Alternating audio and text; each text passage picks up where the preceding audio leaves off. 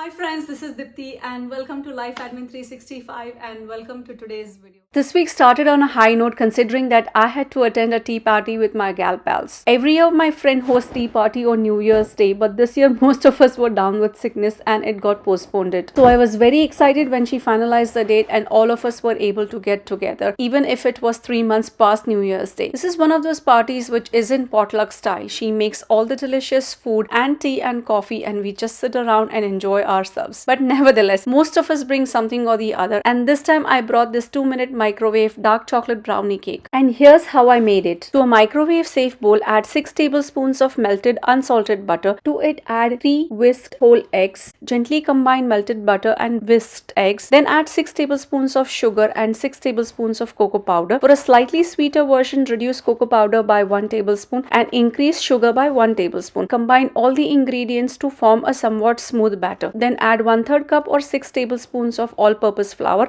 and gently blend the flour with butter, egg, sugar, cocoa blend. This is brownie batter. Place the brownie batter bowl in a microwave and cook in 1-minute interval for 2 minutes. Take it out from the microwave and run a butter knife along the inside of the bowl to loosen the brownie cake. And that's all to it. And here is a small peek at our tea party.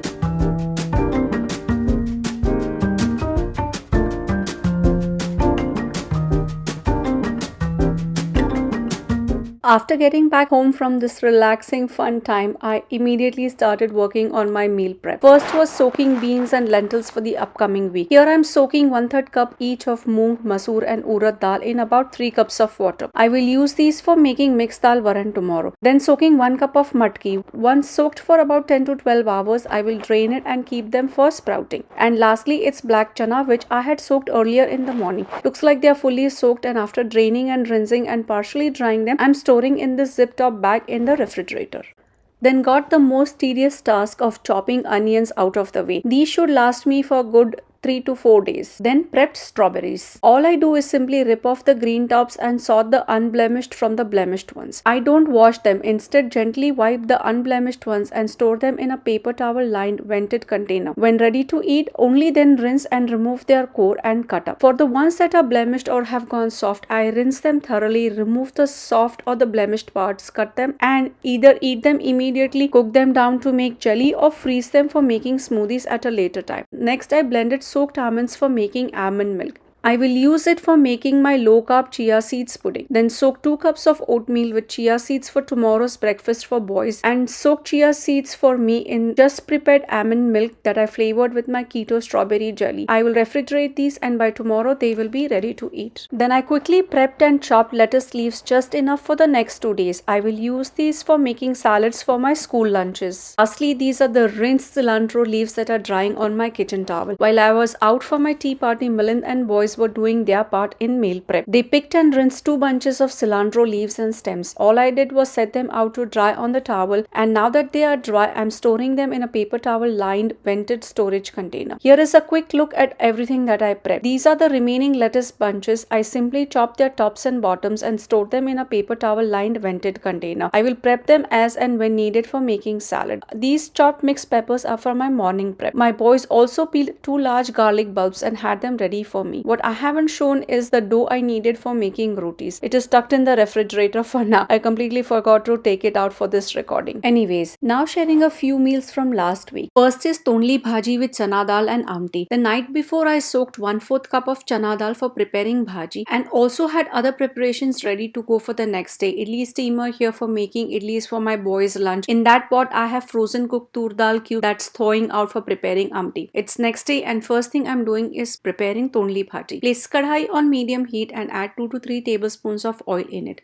When hot, lower heat to medium-low and add 1 teaspoon each of mustard seeds, cumin seeds, 1/4 teaspoon hing, followed by fully soaked chana dal, half a teaspoon turmeric and 1 teaspoon red chili powder. Mix all the ingredients well and cover and cook on medium-low heat for about 2 to 3 minutes uninterrupted. In that time, take out frozen prep tonli and have it ready to go. When the lid gets covered with large moisture droplets, it's time to take it off. This is what I call first waaf or first steam. Add 2 cups of frozen tonli and mix it well with partially cooked chana dal. Turn up the heat to medium and cook uncovered for 6 to 7 minutes with in between stirring every couple minutes. Then add salt and jaggery and give everything a good stir.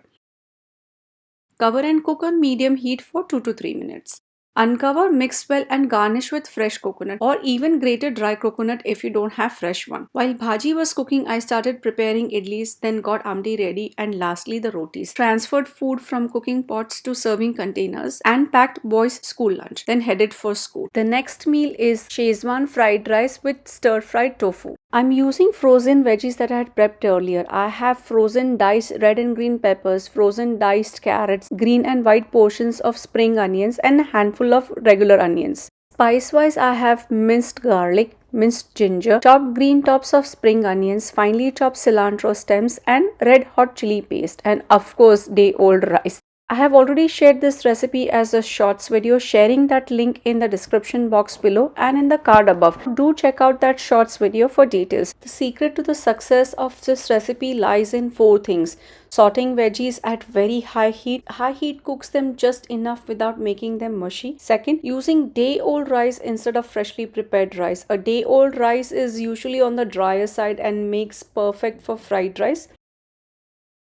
Third, removing as much moisture as possible from tofu and coating it with cornstarch to add perfect crispiness when stir fried. And lastly, having the perfect sauce. Too much soy sauce and it tastes salty. Too much ketchup and it tastes sweet. And too much red chili downs the whole flavor palette and everything gets lost to the heat. So having the perfect combination of all these things makes a perfect Szechuan fried rice. It was a super duper hit at my house. Boys were licking their fingers in the end. I will highly recommend this recipe for you guys to make at your homes as well. Another simple recipe is gnocchi pasta recipe.